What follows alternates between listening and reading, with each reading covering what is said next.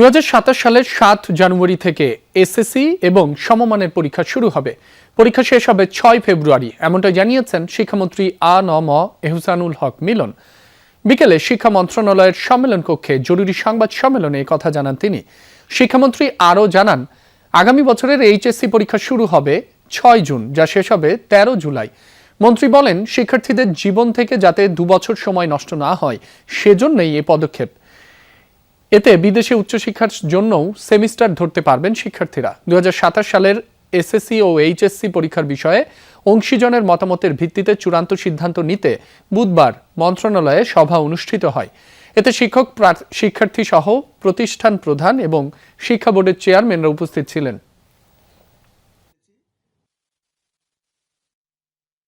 আগামী এসএসসি পরীক্ষা 7 জানুয়ারি শুরু হবে পরীক্ষা, 2027 শেষ হবে 6 ফেব্রুয়ারি, কারণ রোজা। আর এইচএসসি আমরা সকলের সাথে আলোচনা করেছি, আমরা শুরু করব 6 জুন এবং শেষ করব 13 জুলাই। শাপলা চত্বর হত্যাকাণ্ড মামলায় সাংবাদিক মোজাম্মেল বাবু, ফারজানা রূপা ও সাবেক মন্ত্রী দীপু মনিকে গ্রেফতার দেখিয়েছেন ট্রাইব্যুনাল।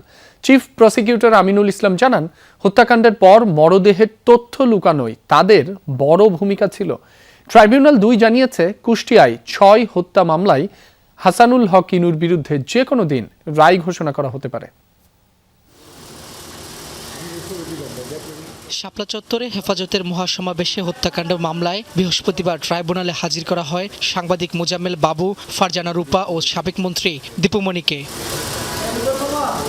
এই হত্যাকাণ্ডে মরদেহের তথ্য লুকানো এবং ষড়যন্ত্রের অভিযোগে তাদের গ্রেফতার দেখানোর আবেদন করে প্রসিকিউশন, যা আমলে নিয়ে তাদের কারাগারে পাঠান ট্রাইব্যুনাল 1। তার বিরুদ্ধে যে অভিযোগটা আপাতত পাওয়া যাচ্ছে যে তিনি এই পরিকল্পনার সাথে জড়িত ছিলেন, এই টোটাল মেকানিজমের মধ্যে জড়িত ছিলেন, সেখানে অপরাধ এবং পাশে সেই মেকানিজমের মধ্যে যে তিনি ছিলেন সেইটা তার পরবর্তীতে সমীকরণ রিপোর্টের মধ্য দিয়ে এইটা সুস্পষ্টভাবে প্রতীয়মান হয়েছে। 58 জনকে তো আসলে আমরা কখনো দেখি নাই। 58 জনকে চিহ্নিত করা হয়েছে কিনা, ওদেরকে কবরস্থ কোথায় করা হচ্ছে, ওদের পারিবারিক বিস্তারিত যেই বিবরণ সেগুলো এসেছে কিনা, এগুলো দেখতে হবে। এগুলো আমরা এতদিন পাইনি। আরেকটা ঘটনা হচ্ছে, ওনারা এরকম অনেক জিনিস আমরা দেখছি যেগুলো আমাদের কাছে মনে হচ্ছে বানোয়াট। এদিকে জুলাই আন্দোলনে মানবতা বিরোধী অপরাধ মামলায় সাবেক তথ্যমন্ত্রী হাসানুল হক ইনুর মামলায় যুক্তিতর্ক শেষ হয়েছে। যে কোনো দিন রায় ঘোষণা করা হবে জানায় ট্রাইব্যুনাল 2। চিফ প্রসিকিউটর বলেন, জুলাই আন্দোলনে ইনুর ভূমিকায় ন্যায় বিচার চায় রাষ্ট্রপক্ষ। 14 দলের একজন নেতা হিসেবে তিনি যেহেতু ওই সময় কোনো এমপি ছিলেন না, তিনি কোনো সাংবিধানিক বা প্রশাসনিক পদে ছিলেন না, তার এই ধরনের কোনো সিদ্ধান্তের সাথে তার কোনো সম্পৃক্ততা ছিল না। জঙ্গি ট্যাগ দিয়ে, জঙ্গি কার্ড খেলার নামে সাধারণ ছাত্র জনতাকে হত্যা করার যে পরিকল্পনা ছিল এবং যে হত্যাকাণ্ড হয়েছে, সেই বিষয়টা পরোক্ষভাবে এবং প্রত্যক্ষভাবে অনেক কথাবার্তার মধ্যে দিয়ে সেটার সুস্পষ্ট প্রমাণ এসছে। এইগুলি তিনি অস্বীকার করেন নাই। হাসানুল হক ইনুর মামলায় সাক্ষ্য দিয়েছেন 9 জন। সাক্ষ্য প্রমাণের মাধ্যমে মামলাটি প্রমাণ করতে পেরেছেন বলে জানায় প্রসিকিউশন। রাব্বি হোসেন, যমুনা নিউজ, ঢাকা। হামো উপসর্গে থামছেই না মৃত্যু। গত 24 ঘন্টায় হামো উপসর্গে আরও 7 জনের মৃত্যু হয়েছে। নতুন শনাক্ত হয়েছে 1518 জন। ময়মনসিংহ মেডিকেলে নতুন রোগী ভর্তি হয়েছেন 24 জন। চিকিৎসা শেষে বাড়ি ফিরেছেন 17 জন। চিকিৎসাধীন রয়েছেন 102 জন রোগী। এছাড়া রাজশাহী, বরিশাল, খুলনা ও চট্টগ্রাম বিভাগের বিভিন্ন হাসপাতালেও রোগীর ভিড় রয়েছে। কোথাও কোথাও আইসোলেশন ওয়ার্ডে শয্যা সংকটে বারান্দায় রেখেও রোগীদের চিকিৎসা দেওয়া হচ্ছে। এতে ভোগান্তি পোহাতে হচ্ছে রোগী ও স্বজনদের, বাড়ছে সংক্রমণ ঝুঁকিও। হামে আক্রান্তদের 77% টিকা পায়নি, আর মারা যাওয়া শিশুদের অর্ধেকেরই টিকা নেয়ার বয়স হয়নি। এই তথ্য স্বাস্থ্য অধিদপ্তরের। সেক্ষেত্রে প্রশ্ন উঠেছে, হামের টিকা নেয়ার বয়স 9 মাস থেকে আরও কমানো হচ্ছে না কেন? স্বাস্থ্য অধিদপ্তর বলছে, বয়স কমানোর বিষয়টি নির্ভর করছে বিশেষজ্ঞ কমিটি ও বিশ্ব স্বাস্থ্য সংস্থার উপর। ছোট্ট শরীর, কাতর মুখ, ক্লান্ত চাহনি, এতটুকু বয়সেই এক ভাইরাসের বিরুদ্ধে যুদ্ধ তাদের। দেশের হাসপাতালগুলোর শিশু ওয়ার্ডে যেন থমকে গেছে সময়। মায়েদের প্রতিটা মুহূর্ত উদ্বেগ, উৎকণ্ঠার। সরকারি তথ্যেই দেশে হাম আক্রান্ত 60,000-এর বেশি। টিকার বাইরে ছিল বেশিরভাগ। কারো টিকা নেয়ার বয়স হয়নি, কেউ বা আবার কোনো কারণে টিকা পায়নি। ফলাফল এক মহা দুর্যোগের মুখে স্বাস্থ্য খাত। মিজেলসে 2026-এ এসে শিশু মৃত্যু, এটা আমি স্পষ্টভাবে বলতে চাই, it's a shame to myself, is shame to our health, is shame to the international. হ্যাঁ, কিন্তু দুর্ভাগ্যজনক হলো যে এই শেমের জন্য আমরা দায়ী না। হাম কেড়ে নিয়েছে 400-র বেশি শিশুর প্রাণ। তাদের মধ্যে নিশ্চিত হামে মৃত্যুর 60 জনের তথ্য বিশ্লেষণ করেছে স্বাস্থ্য বিভাগ। এতে দেখা যায় অর্ধেক শিশুর বয়স 9 মাসের কম, অর্থাৎ টিকা নেয়ার বয়স হয়নি তাদের। হাসপাতালে ভর্তি হওয়ার একদিনের মধ্যেই মৃত্যু হয়েছে 25 ভাগের। অর্ধেক শিশুকে ঢাকায় রেফার্ড করেও বাঁচানো যায়নি। এই যে মৃত্যু কমছে না, হ্যাঁ, এটা নিয়ে আমরা এখন থেকে বেশি কনসার্ন। আমরা ট্রিটমেন্ট রাইট টাইমে দিচ্ছি, but we fail to save the patient. তাহলে রাইট ট্রিটমেন্ট দেওয়ার পরও কেন পেশেন্ট সেভ করতে পারছে? ওদের সিভিয়ারিটিটা কোন জায়গায়, কোথায় সিভিয়ারিটি কোথায়, এবং এই সিভিয়ারিটিতে সে কেন উপনীত হলো, এটা নিয়ে আমরা কাজ করছি। হামে 3 মাসের শিশুও মারা গেছে, অথচ টিকা দেয়া হয় 9 ও 15 মাস বয়সে। তবে হামের চলমান টিকা কর্মসূচিতে তা 6 মাস করা হয়েছে। নিয়মিত টিকা কর্মসূচির বয়স কমানোর বিষয়ে সিদ্ধান্ত হয়নি এখনও। মানে 9 মাস থেকে 6 মাসে আসছি, 3 মাস আমরা আগে নিয়ে আসছি। এখন এরও নিচে আমরা যাব কিনা, এটা আসলে এটা একটা শুধু আমাদের ভেতরে না, এটা আন্তর্জাতিকভাবেও আমাদের বিভিন্ন সংস্থা, এক্সপার্ট গ্রুপ, তাদের সাথে কথা বলে আমাদের এটা ঠিক করতে হবে। স্বাস্থ্য বিভাগ মনে করে টিকা দেওয়ার মাধ্যমে হার্ড ইমিউনিটি অর্জন হলে তা যে কোনো বয়সের মানুষকেই সুরক্ষা দেবে। হাসান মিসবাহ, যমুনা নিউজ, ঢাকা। প্রতিবন্ধী শিশুদের অধিকার ও মর্যাদা নিশ্চিতের আহ্বান জানিয়েছেন জিয়াউর রহমান ফাউন্ডেশনের সহ সভাপতি ডাক্তার জুবাইদা রহমান। বলেন, প্রতিটি শিশুকে পরিবার ও দেশের জন্য অনুসরণীয় করে গড়ে তুলতে হবে। প্রতিবন্ধীদের স্বাস্থ্যসেবা ও পুনর্বাসন কার্যক্রমের উদ্বোধনী অনুষ্ঠানে এসব কথা বলেন তিনি। দুই প্রতিমন্ত্রী জানান, বিশেষ এই গোষ্ঠীর নাগরিক অধিকার নিশ্চিতে সরকার প্রতিজ্ঞাবদ্ধ। রাজধানীর কড়াইল বস্তিতে প্রতিবন্ধীদের স্বাস্থ্যসেবা ও পুনর্বাসন কার্যক্রমের উদ্বোধনী অনুষ্ঠান। এতে প্রধান অতিথি হিসেবে উপস্থিত ছিলেন জিয়াউর রহমান ফাউন্ডেশনের সহসভাপতি ও হৃদরোগ বিশেষজ্ঞ ডাক্তার জুবাইদা রহমান আবস। শিশুরাই জাতির ভবিষ্যৎ। অনুষ্ঠানে ডাক্তার জুবাইদা রহমান সামাজিক ও রাষ্ট্রীয়ভাবে প্রতিবন্ধী শিশুদের মর্যাদা নিশ্চিতের আহ্বান জানান। কোনো প্রতিবন্ধিতা যেন শিশু কিশোরদের যোগ্য নাগরিক হিসেবে গড়ে ওঠার ক্ষেত্রে প্রতিবন্ধকতা না হয়। সেই লক্ষ্যে আজ কড়াইলে শিশু স্বর্গ প্রকল্পের আরম্ভ। শারীরিক বা মানসিক প্রতিবন্ধকতা যেন সুস্থ থাকার অন্তরায় না হয়, নিশ্চিত করতে হবে সবখানে তাদের সহজ প্রবেশাধিকার এবং মর্যাদা। অনুষ্ঠানে দুই প্রতিমন্ত্রী জানান, প্রতিবন্ধিতায় আক্রান্ত জনগোষ্ঠীকে এগিয়ে নিতে বিভিন্ন কর্মসূচি গ্রহণ করা হয়েছে। চিকিৎসার পাশাপাশি তাদের মৌলিক অধিকার নিশ্চিতেও কাজ করছে সরকার। আজ তারা আবার স্বপ্ন দেখছেন, একজন আরেকজনকে সাপোর্ট দিচ্ছেন, সকলে মিলে জীবনের নতুন পরিকল্পনা করছেন নিজের জন্য এবং তার শিশুর জন্য। আমরা সেই পথেই হাঁটতে চাই, যে পথে বাংলাদেশের সব অবহেলিত মানুষ ঐক্যবদ্ধভাবে সামনে এগিয়ে যাবে। আমরা তাদের সহযোগিতা করব মাত্র। ইতিমধ্যেই এই প্রতিবন্ধীদের পুনর্বাসনকে কেন্দ্র করে মাননীয় প্রধানমন্ত্রীর নেতৃত্বে একটি উচ্চ পর্যায়ের কমিটি গঠিত হয়েছে এবং সেই মিটিংয়ে আগামী 3 মাসের জন্য গুরুত্বপূর্ণ কিছু কর্মসূচি মাননীয় প্রধানমন্ত্রী নিয়েছেন এবং 3 মাস পরে সেটি রিভিউ হবে। প্রধানমন্ত্রীর দিক নির্দেশনায় প্রতিবন্ধীদের জীবনমান উন্নয়নে কাজ চলছে বলেও জানান সরকারের প্রতিনিধিরা। শামীম রেজা, যমুনা নিউজ, ঢাকা। ঈদুল আজহার সামনে রেখে সক্রিয় একাধিক জাল নোট তৈরির চক্র। রাজধানীর বিভিন্ন এলাকায় চলছে কেনা বেচা। উত্তরায় জাল নোট বিক্রির সময় হাতে নাতে একজনকে আটক করে ডিবি পুলিশ। উদ্ধার করা হয় 34 লাখ টাকার বেশি জাল নোট। এদিকে বুধবার রাতে র্যাবের পৃথক অভিযানে 2 কারবারি গ্রেফতার হয়।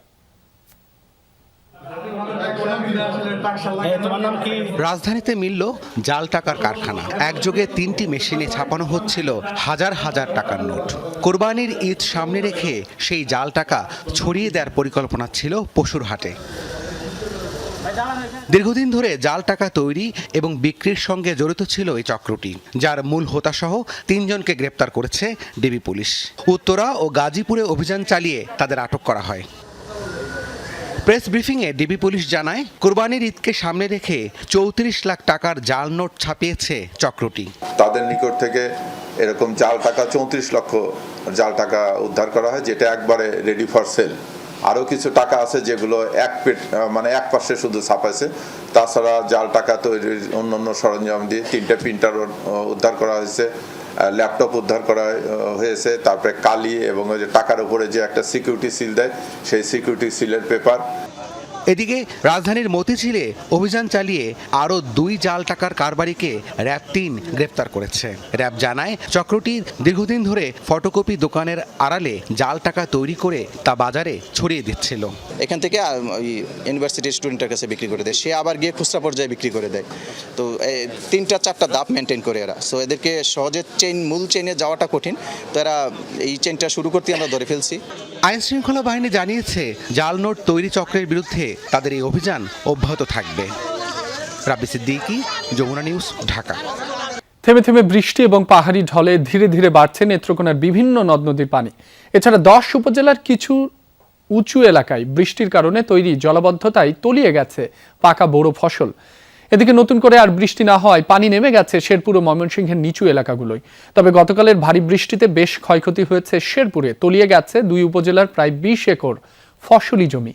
এ নিয়ে শঙ্কিত কৃষকরা। রাত থেকে বৃষ্টি না থাকায় মহারশী, ভোগাই, সোমেশ্বরী ও চেল্লাখালী নদীর পানি বিপদসীমার নিচে অবস্থান করছে। এদিকে গারো পাহাড় থেকে নতুনভাবে আর ঢল না নামায় পরিস্থিতির উন্নতি হয়েছে ময়মনসিংহের হালুয়াঘাট উপজেলার গাজীর ভিটা এলাকায়। আগামী কয়েকদিন রংপুর, সিলেট ও ময়মনসিংহ বিভাগের অনেক জায়গায় মাঝারি থেকে ভারী এবং অতি ভারী বৃষ্টির পূর্বাভাস দিয়েছে আবহাওয়া অধিদপ্তর। ভারতের উত্তরপ্রদেশে ভারী বৃষ্টি ও বজ্রাঘাতে প্রাণ হারিয়েছে কমপক্ষে 100 জন। ব্যাপক ঝড়ে ক্ষতিগ্রস্ত রাজধানী সহ 8 জেলা। প্রাণ হারিয়েছে 150-র মতো গবাদি পশুও। ক্ষতিগ্রস্ত পরিবারগুলোর কাছে 24 ঘন্টার মধ্যে ত্রাণ সহায়তা পৌঁছে দিতে তৎপর রাজ্য প্রশাসন। লঘুচাপের কারণে ভারতের বিভিন্ন রাজ্যে বজ্রপাত সহ মৌসুমী ঝড়ের সতর্কতা জারি করেছে আবহাওয়া অধিদপ্তর।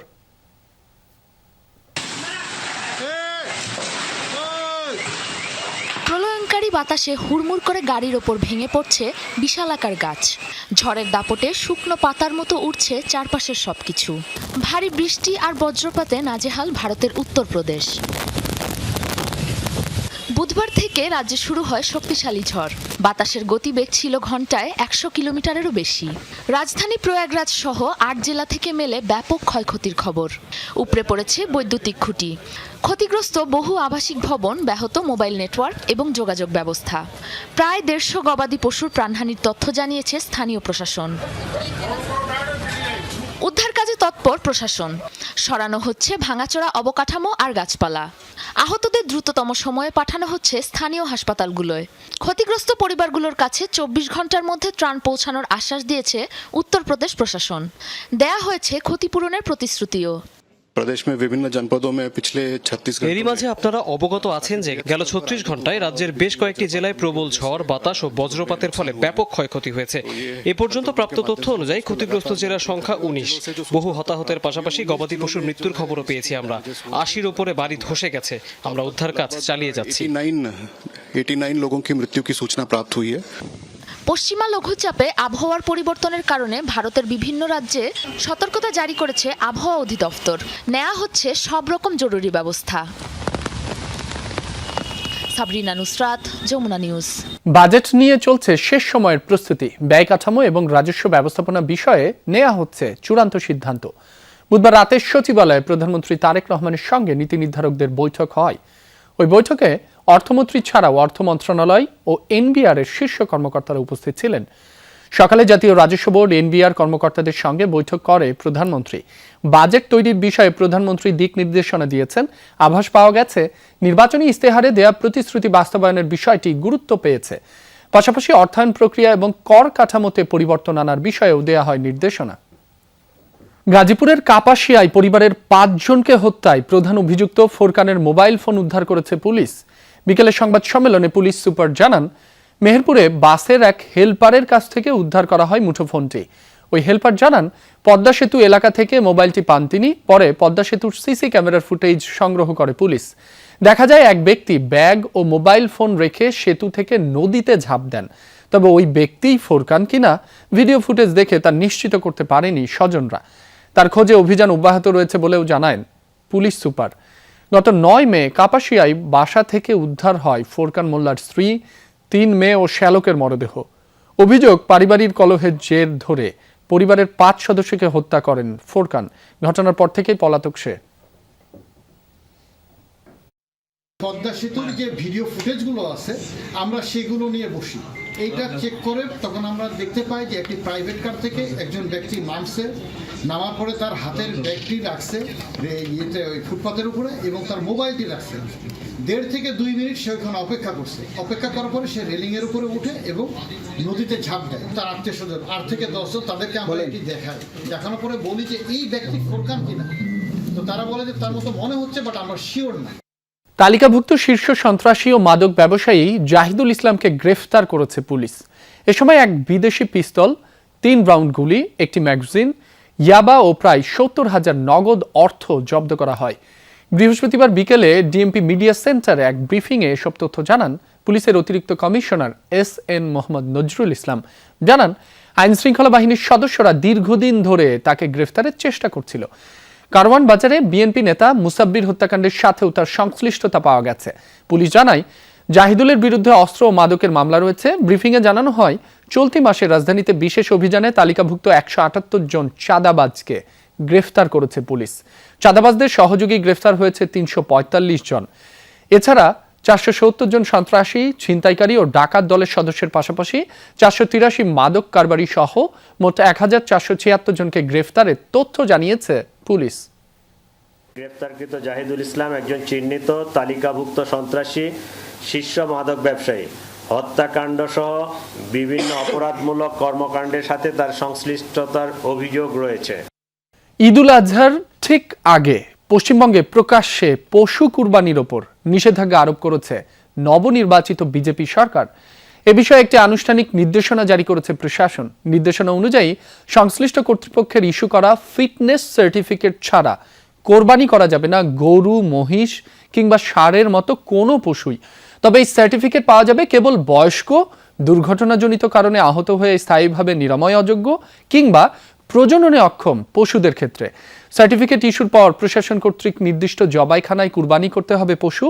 প্রকাশ্যে কুরবানি দিলে কিংবা নির্দেশনা অমান্য করলে 6 মাসের কারাদণ্ড অথবা 1000 টাকা পর্যন্ত জরিমানা কিংবা উভয় শাস্তির আদেশ দিয়েছে রাজ্য কর্তৃপক্ষ। আইসিসির এপ্রিল মাসের সেরা ক্রিকেটার নির্বাচিত হয়েছেন নাহিদ রানা। ওমানের জাতিন্দর সিং এবং সংযুক্ত আরব আমিরাতের অজয় কুমারকে পেছনে ফেলে সেরা ক্রিকেটারের পুরস্কার জিতেছেন নাহিদ।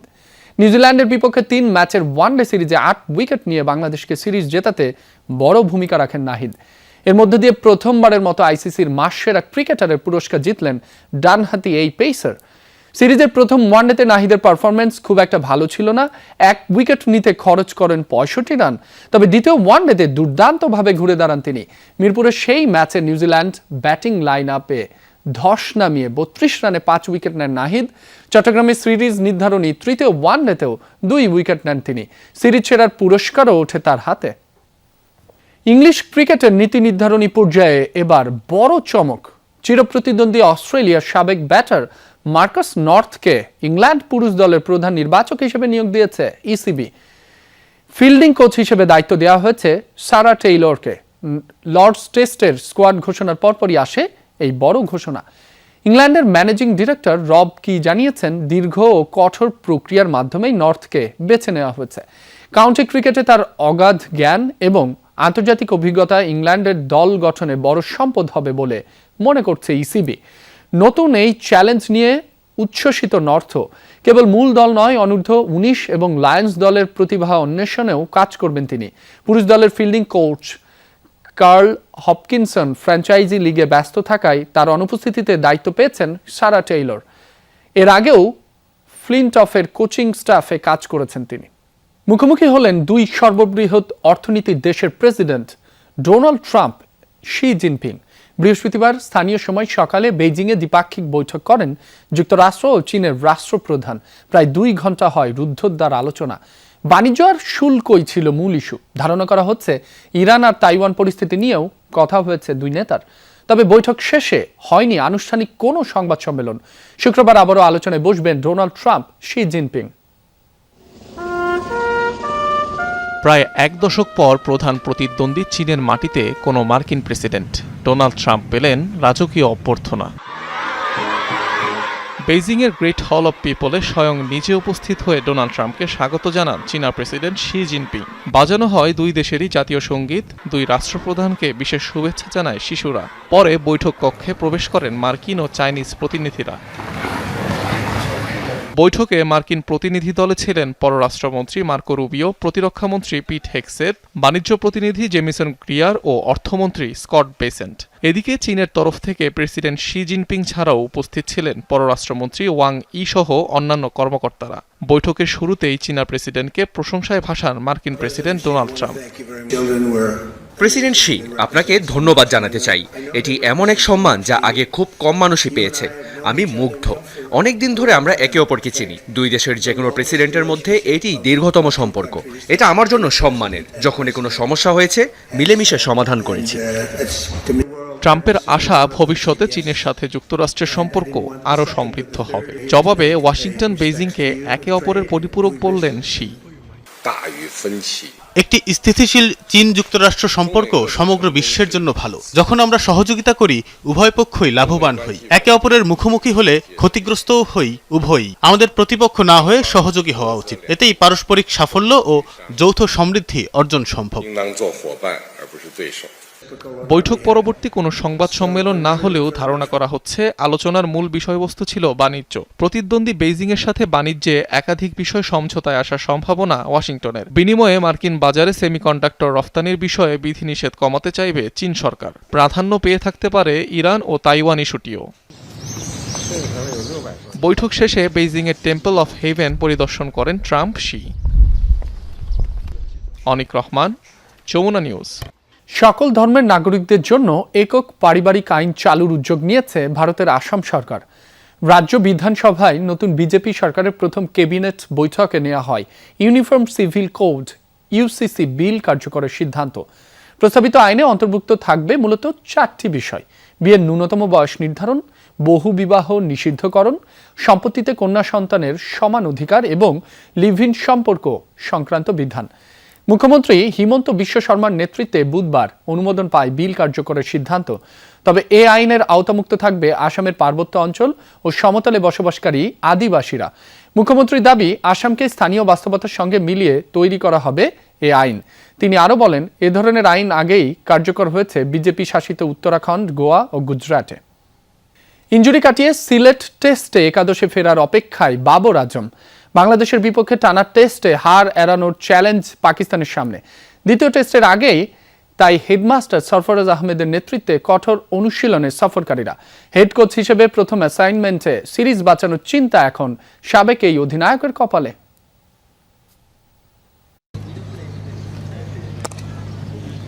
নেট অনুশীলনে পেসারের বিপক্ষে ব্লক হোলের বলটা কোনো রকমে সামলালেন বাবর আজম। তবে ম্যাচে নাহিদ রানার গতি সামলাতে পারবেন কি পাকিস্তানি এই তারকা? প্রথম টেস্টে যাকে সামাল দিতে গিয়ে নাকানি চুবানি খেয়েছেন তারই সতীর্থ ব্যাটাররা।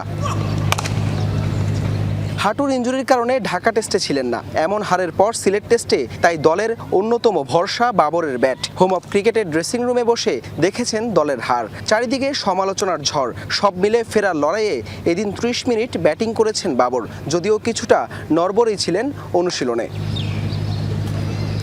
সঙ্গী হিসেবে অবশ্য বেশ কিছু সময় একই নেটে ছিলেন আলোচনায় থাকা মোহাম্মদ রিজওয়ানও। সবচেয়ে অভিজ্ঞ এই দুই তারকার পারফরমেন্সের দিকে নিশ্চয়ই তাকিয়ে গোটা দল। বৃহস্পতিবার সকাল 10টা থেকে পুরোদমে অনুশীলনে পাকিস্তান। রাওয়ালপিন্ডির পর ঢাকা, টানা 3 টেস্টে বাংলাদেশের কাছে পরাজয়। দেশের পর এবার প্রতিপক্ষের মাটিতে সিরিজ হারের ভয়। দলের পাশাপাশি সবচেয়ে বড় চ্যালেঞ্জটা যে হেড কোচ সরফরাজ আহমেদেরও। খেলোয়াড়ি জীবন শেষে অল্প সময়ের ব্যবধানে পেয়েছেন হেড কোচের দায়িত্ব। নিজের প্রথম অ্যাসাইনমেন্টটা বাংলাদেশের মাটিতে। প্রথম টেস্টে হার দিয়ে বাজে শুরুর পর সিরিজ সমতায় ফেরানোর ছক কষছেন পাকিস্তান দলের এই হেডমাস্টার। নিজে থ্রোয়ার হিসেবে কাজ করেছেন অনুশীলনে, ব্যাটিং দেখেছেন, দিয়েছেন শলা পরামর্শ।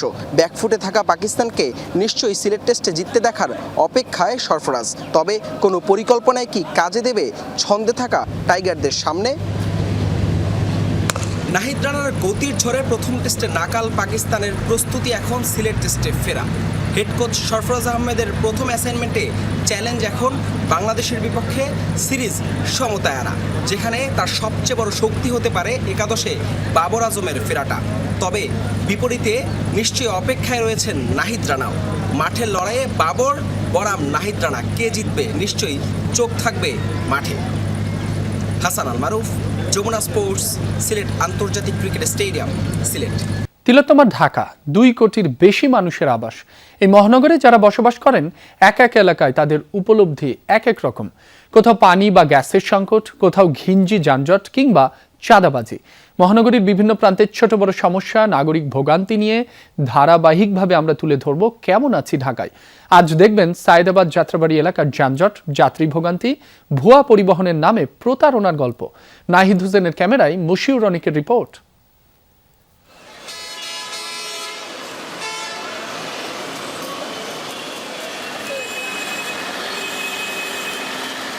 সায়েদাবাদ যাত্রাবাড়ি রাজধানীর অন্যতম প্রবেশদ্বার। একদিকে শহর ছাড়তে চাওয়া যাত্রীদের ভিড়, আর অন্যদিকে অফিসমুখী মানুষের চাপ। ফল প্রায় সারাক্ষণই থমকে থাকা সড়ক। দেখতে এই যানজটকে শুধু বিশৃঙ্খলার ফল মনে হলেও আড়ালে চলে অদৃশ্য বাণিজ্য। যাত্রীবেশে যাওয়া যাক সায়েদাবাদ। পৌঁছাতেই যমুনা টিমের কাছে আসলো অস্বাভাবিক এক খবর। রিকশা থেকে নামা এক যাত্রীকে ঘিরে ধরেছিলেন কয়েকজন, জোর করে তাকে তুলতে চান অন্য বাসে। রাজি না হওয়ায় মাথায় আঘাত রক্তাক্ত যাত্রী।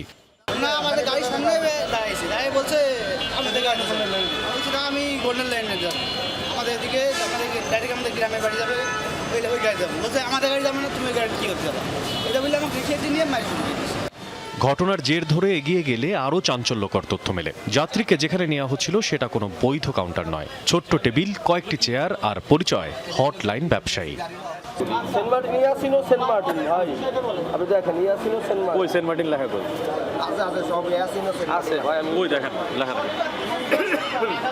অর্থাৎ নিজস্ব বাস নেই, কিন্তু যাত্রী আছে। অন্য পরিবহনের যাত্রী ধরে এনে নেওয়া হয় কমিশন। যদিও অনেক আগেই এই হটলাইন ব্যবসা নিষিদ্ধ করেছিল সরকার। এটা কিভাবে চলে? না, এটা আমি বলি, এটা একটা কমিশন পায়, এই মালিকই টিকিট, মানে এই কাউন্টারটা দিচ্ছে আর কি। এটা একটা আমি 50টা টিকিট কাটছি, 30 টাকা করে একটা কমিশন পাচ্ছি। ভাই শোনেন, শোনেন। এবার সাংবাদিক পরিচয় দিয়ে ক্যামেরা সামনে আনতেই অস্বীকার। শুরু হলো টালবাহানা। দেখি ভাই, সমস্যা কি? আপনার শুধু আমার ভাই টিকিটটা দেন। আমি নিজে করি চাকরি। টিকিটটা দেন না। টিকিট আমি কি কাটবো? এখন আমি টিকিট কাটবো। আপনার গাড়ি নাই? টিকিটটা বের। টিকিট শেষ হয়ে গেছে ভাই, দেখেন টিকিট শেষ হয়ে গেছে। ফুরিয়ে গেছে টিকিট, কিন্তু ড্রয়ার খুলতেই ধরা পড়ে সত্য লুকানোর চেষ্টা। নামি বেনামি বিভিন্ন পরিবহনের শতাধিক টিকিট। গোল্ডেন লাইন আপনারা বিক্রি করেন না বলছেন, তাহলে এখন গোল্ডেন লাইন এখানে কিভাবে? গোল্ডেন লাইন ওই যে অনেক সময় দেওয়া যায়, আমরা গোল্ডেন লাইন দেওয়া যায়, মানে দেওয়া যায় বলতে কি, অনেক সময় দেখা গেছে বেশি যাত্রী হইলে কি জানি বিক্রি করে ওরা। এরকম এক নামী পরিবহনের টিকিট নিয়ে পরিবহন সংশ্লিষ্ট কাউন্টারে গেলে অবাক হন তারাও, এবং চটে যান হটলাইন ব্যবসায়ীদের উপর। এটা আপনাদের টিকিট নাকি আপনাদের টিকিট না? দেখেন তো আপনাদের টিকিট। ওর কাছে আমার টিকিট দেওয়া নাকি? ওর টিকিট কোথায় বলে? ও তো আমি জানলে তো আমি দেবো ওকে। আমার টিকিট সে কোথা থেকে পেলো, কিভাবে পেলো, এটা আমার বলতে হবে। হানিফের যাত্রী দেই না আমরা। কোন হানিফের যাত্রী দিছি? আমরা কি হানিফের যাত্রী আমরা দেই না? আমরা কি হানিফ কাউন্টার কি আমাদের হটলাইন আছে? হটলাইন না থাকলে কি হইছে? হানিফ আইছে, আমরা যাত্রী। চমক আরও বাকি। হটলাইন থেকে টিকিট নিয়ে যাত্রী উঠছেন হানিফ ইউনিক লেভেল লাগানো বাসে, কিন্তু ভেতরে ঢুকলেই বুঝতে পারেন এটি আসল নয়, প্রতারণার শিকার তারা। আপনারা কি অরিজিনাল হানিফ? না, অরিজিনাল না। তো হানিফের নামে চালাচ্ছেন, এটা অবৈধ না? না না না, এটা পারমিট আছে। হানিফের ব্যানারই এমন ভাবে ঢাকা, চট্টগ্রাম, কক্সবাজার লেখা, যেটা আপনি চিন্তাও করতে পারবেন না যেটা অরিজিনাল না ডুপ্লিকেট।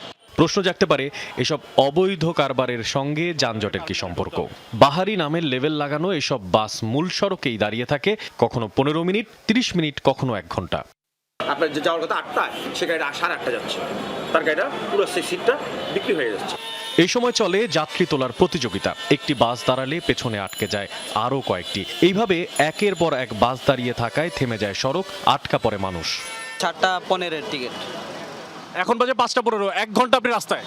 হ্যাঁ। ছাড়ে নাই কেন, কি বলছে? তারা কিছু বলে নাই, বলে ওয়েট করতাম আর কি। রাস্তা নিয়ন্ত্রণেও চলে টাকার লেনদেন। কোথায় বাস দাঁড়াবে, কে আগে যাবে, সবকিছুর পেছনেই থাকে নিয়ন্ত্রক। ক্যামেরায় ধরা পড়ে টাকা নেওয়ার দৃশ্য। আমরা কোনো টাকা নিই না, আমার তো ভাঙতি টাকা নিছে। আপনার যে ভাঙতি টাকা, আমরা তো দেখছি আপনি টাকা নিচ্ছে। ওটাই তো ভাঙতি টাকা দিছে, 100 টাকা ভাঙতি দিছি। এভারেজ 290 টাকা খরচ। এখন কয় টাকা দিচ্ছে? 80 টাকা। এখন 80 টাকা দিচ্ছে। জি জি। কে সত্যি বলতেছেন বলেন? উনি আমার 100 টাকা ভাঙতি আছে। ও 100 টাকা ভাঙতি নিছে আমার ঠিক। আরে বাবু আপনার ওখানে 80 টাকা পাইপ পেয়ে মানে উনি একলা না, একে থেকে 8.5 জন লোক আছে। আপনি 80 টাকা দিচ্ছেন? জি জি। 80 টাকা দিছি করে। আমার দিছে, আমি 100 টাকা ভাঙতি দিছি ওরে। অভিযোগ সম্পর্কে জানতে গেলে বন্ধ পাওয়া যায় মালিক সমিতির কার্যালয়। পরে এক নেতার সঙ্গে কথা হয় ফোনে।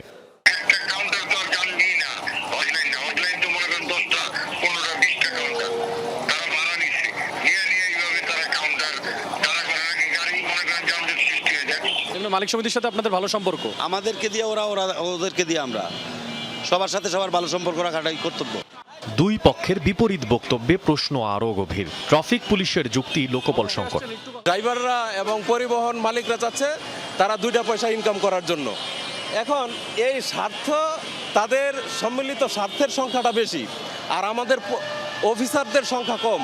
মালিক সমিতির কয়েকজনের তথ্য, এই যানজট থেকে প্রতিদিন লেনদেন হয় 1.5 থেকে 2 কোটি টাকা। সাধারণ মানুষ হারায় সময়, হারায় কর্মঘণ্টা, সেখানে কিছু চক্র অসাধুভাবে কামিয়ে নিচ্ছে টাকা। এ যেন এক নিয়ন্ত্রণহীন করিডোর। প্রশ্ন একটাই, এই চক্রের দৌরাত্ম্য ভাঙবে কে? মশিউর অনেক, যমুনা নিউজ, ঢাকা। বাংলাদেশ ভারত সীমান্তে হত্যা, অনুপ্রবেশ কিংবা পুশিন কোনোটিই এখন আর নতুন সংবাদ নয়। সম্প্রতি কসবা বর্ডারে বিএসএফ এর গুলিতে প্রাণ গেছে 2 যুবকের। থামছেই না স্বজনদের আহাজারি। সীমান্ত এলাকায় চাষাবাদ কিংবা মাছ ধরতে গেলেও অনেক সময় গুলি চালায় ভারতীয় সীমান্তরক্ষী বাহিনী। এদিকে থামানো যাচ্ছে না চোরা কারবারিদের দৌরাত্ম্য। অভিযোগ আছে দুপক্ষের সীমান্তরক্ষী বাহিনীকে ম্যানেজ করেই চলে চোরাচালান কার্যক্রম। বিজিবির দাবি, কঠোর নজরদারির পরও ঠেকানো যাচ্ছে না চোরাচালান। বাংলাদেশ ভারত সীমান্তের আখাউড়া, কসবা ও বিজয়নগর এলাকায় এই দৃশ্য নিত্যদিনেরই বলা চলে। ওপার থেকে আসছে মাদকসহ ভারতীয় বিভিন্ন পণ্য। ব্রাহ্মণবাড়িয়ার 3 উপজেলাকে মাদক এবং চোরাচালানের প্রধান ট্রানজিট হিসেবে ব্যবহার করে থাকে চোরাকারবারীরা। স্থানীয়রা বলছেন, 2 দেশের সীমান্তের বেশ কিছু স্থান অরক্ষিত। সন্ধ্যা নামতেই সক্রিয় হয়ে ওঠে অপরাধী চক্র। এরপর চলে দেদারসে মালামাল পারাপার। এই কাজে নিয়োজিত শ্রমিকদের পণ্য আনার বিনিময়ে দেয়া হয় 500 থেকে 1000 টাকা। সেই সাথে বিভিন্ন পক্ষকে ম্যানেজও করা হয়। লোকজন যারা আজকে এই সীমান্তে হত্যার শিকার হচ্ছে, তারা কিন্তু সবাই একটা নির্দিষ্ট একটা টাকার জন্য তারা লেবারের কাজ করে। চোরাকারবারীরা অনেক সুযোগ সন্ধানে থাকে, রাতের আধারে তারা ওই পার থেকে এই মাল এবং মাদক দ্রব্য নিয়ে আসতেছে। ব্রাহ্মণবাড়িয়া, পূর্বাঞ্চল, কসবা, আখাউড়া, বিজয়নগর, এগুলা এই সীমান্ত বর্ডার গুলা অরক্ষিত এবং এগুলা হচ্ছে চোরাকারবারি এবং মাদকের ট্রানজিট পয়েন্ট। গেল 8 মে রাতে সীমান্তে গুলিবিদ্ধ হন মোরসালিন ও নবীর হোসেন। তাদেরকে ক্যাম্পে নিয়ে যায় ভারতীয় সীমান্তরক্ষী বাহিনীর সদস্যরা। সেখানেই মৃত্যু হয় তাদের। পরে পতাকা বৈঠকের মাধ্যমে মরদেহ ফিরে আনা হয়। আমার হাতে চলা কই রাহা উত্তর তো মরে গেছে, উত্তর তো আবার মাঠে দিল, আবার উত্তর আমার আগে গেছে, বর্ডারে গেছিল, গেছে বোধ গেছে মাইরা লাইছে। আমার পুত্রের যে ফল লকডাউন নিয়ে আমি বিএসএফ এর তানে মাই গুলি করে মারাছে, আমি ন্যায় বিচার চাই। সীমান্ত এলাকায় বর্ডার গার্ড বাংলাদেশ এবং পাকিস্তানে পুলিশের নিয়মিত অভিযান চলমান রয়েছে। প্রায় মাদক, শাড়ি, কসমেটিক্স সহ নানা পণ্য জব্দ করা হচ্ছে। তবুও চোরাকারবারীদের দৌরাত্ম্য কমছে না কোনোভাবেই। আমরা আমাদের দায়িত্বপূর্ণ এলাকার মধ্যে যে সকল এলাকা বেশি ঝুঁকিপূর্ণ আমরা এগুলো চিহ্নিত করেছি। এ সকল এলাকায় আমরা আমাদের জনবল বৃদ্ধি করেছি। চোরাচালান যারা করছে তাদেরকে আমরা গ্রেপ্তার করছি এবং চেষ্টা করছি। নিহত 2 বাংলাদেশির কবর জিয়ারত করতে গিয়ে এনসিপির মুখ্য সমন্বয়ক নাসিরউদ্দিন পাটোয়ারি ক্ষোভ প্রকাশ করেন। বলেন, চোরাকারবারিতে জড়িত মূল হোতারা থাকে আড়ালে, আর গুলি খেয়ে মারা যায় দরিদ্র মানুষগুলো। সরকার ভারতের কাছে নতজানু হয়ে আছে। দ্বিতীয়ত বিষয় হলো, স্বরাষ্ট্র মন্ত্রণালয়ের অনেক ব্যক্তিবর্গই হলো এই মাদক ট্রাফিকিং, সীমান্ত খুন এগুলোর সাথে জড়িত। সীমান্তে কঠোর নজরদারির পাশাপাশি বেকার যুবকরা যেন টাকার লোভে ভুল পথে পা না বাড়ায়, সেই লক্ষ্যে কর্মসংস্থান বৃদ্ধির দাবি সচেতন মহলের। Rahim Sarwar, Jamuna news. Employment permit system EPS পরীক্ষায় উত্তীর্ণ হওয়ার 2 বছর পার হয়ে গেলেও দক্ষিণ কোরিয়া যেতে পারেননি 12,000-এর বেশি কর্মী। এ ঘটনায় অটো রোস্টারও পুনর্বহালের দাবিতে বৃহস্পতিবার রাজধানীর প্রবাসী কল্যাণ ভবনের সামনে মানববন্ধন, বিক্ষোভ সমাবেশ ও অবস্থান কর্মসূচি পালন করেন ক্ষুব্ধ কর্মীরা। অভিযোগ উঠেছে, অনিয়ম, অব্যবস্থাপনা ও দুর্নীতির কারণে 2022-2023 ব্যাচের 12,000-এর বেশি কর্মীর নাম রোস্টার থেকে বাদ দেওয়া হয়েছে। রোস্টার থেকে বাদ পড়া কর্মীরা অটো রোস্টার সহ বিভিন্ন দাবিতে কর্মীরা দেশের বিভিন্ন এলাকা থেকে এসে জড়ো হন। আন্দোলনকারীরা জানান, দক্ষিণ কোরিয়ায় কর্মসংস্থানের স্বপ্ন নিয়ে ইপিএস পরীক্ষায় উত্তীর্ণ হলেও চরম অনিশ্চয়তায় পড়েছেন তারা। দীর্ঘ অপেক্ষা ও বারবার আশ্বাসের পরও কোরিয়ায় যেতে না পারায় ক্ষোভ ও হতাশা বাড়ছে। আমরা আমাদের ন্যায্য দাবি আদায়ের লক্ষ্যে এখানে অবস্থান করতেছি। আমরা যে ইপিএস পরীক্ষায় পাশ করেছি, কিন্তু জীবন যুদ্ধে এখন আমরা ফেল। এখান থেকে দক্ষিণ কোরিয়ার মালিকদের কাছে ফাইলগুলো যায়, একজনের এগেনস্টে 3টা ফাইল যায়। তো আমাদের এই 13,000+ লোকজন যারা আছে, এদের কোনো ফাইল কোম্পানির কাছে পৌঁছায়নি। তারা আপনার 18 লাখ 20 লাখ টাকা দিয়ে ইস্যু করা অনেক আছে, বইসেল থেকে অনেক লোক আছে আপনার 18 লাখ 20 লাখ টাকা দিয়ে দালালি করে ওই দেশের দালাল মিলে ইস্যু করাই দিতেছে, ওরা কিন্তু পাস। বিশ্বে আন্তর্জাতিকভাবে স্বীকৃত পরিবেশ বান্ধব ট্যানারির সংখ্যা 1200-র বেশি। সেখানে জায়গা পেয়েছে বাংলাদেশের মাত্র 8টি কারখানা। LWG সনদের অভাবে বাধ্য হয়ে কম দামে বিক্রি করতে হচ্ছে প্রক্রিয়াজাত চামড়া, এমন অভিযোগ করেছেন চামড়া খাতের উদ্যোক্তারা। বলা হয়, দীর্ঘ সময়ও মানসম্পন্ন উৎপাদন ব্যবস্থা গড়ে তোলা যায়নি। বৃহস্পতিবার ধানমন্ডিতে করণীয় নিয়ে কর্মশালার আয়োজন করে বাংলাদেশ ট্যানার্স অ্যাসোসিয়েশন, BTA। বক্তারা বলেন, পরিবেশ বান্ধব উৎপাদন ব্যবস্থা গড়তে 2017 সালে ট্যানারি শিল্প হাজারীবাগ থেকে হিমায়তপুরে স্থানান্তর করা হয়, কিন্তু প্রায় 1 দশক পেরিয়ে গেলেও এই শিল্পনগরীতে কেন্দ্রীয় বর্জ্য শোধনাগার CETP পুরোপুরি চালু হয়নি, যে কারণে মিলছে না LWG সনদ। প্রতি বছর প্রায় $50 কোটি চামড়া ও চামড়াজাত পণ্য রফতানির সুযোগ হারাচ্ছে বাংলাদেশ।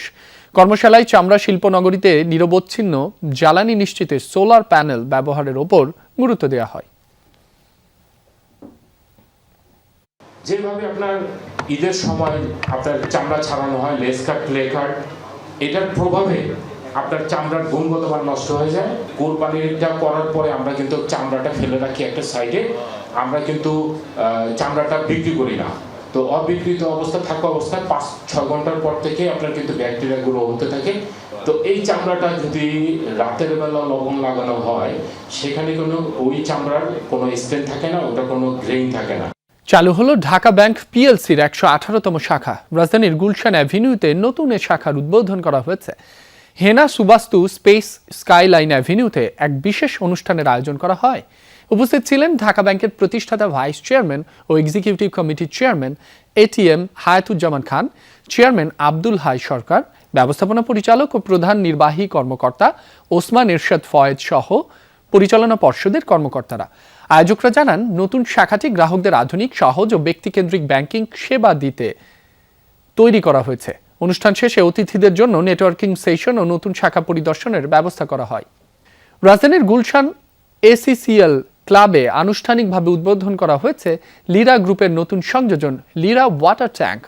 উদ্বোধনী অনুষ্ঠানে উপস্থিত ছিলেন লিরা গ্রুপের managing director KM Alamgir Iqbal, chairperson Nawjat Sarwar Islam, sales and marketing বিভাগের প্রধান মোহাম্মদ নাজিম আলী রনি, মোহাম্মদ ATM ফরিদুল ইসলাম সহ বিভিন্ন বিভাগের কর্মকর্তারা। অনুষ্ঠানে অংশ নেন প্রতিষ্ঠানটির ডিলাররাও। আয়োজকরা জানান, লিরা ওয়াটার ট্যাঙ্ক গুণগত মান ও দামের দিক থেকে বাজারের অন্যতম সেরা ওয়াটার ট্যাঙ্ক, যা 500 থেকে 10,000 লিটার ধারণ ক্ষমতায় পাওয়া যাবে এবং টেকসই হবে প্রায় 20 বছর। এই ছিল সব খবরের এখনকার আয়োজনে। এতক্ষণ যারা সাথে ছিলেন সবাইকে ধন্যবাদ।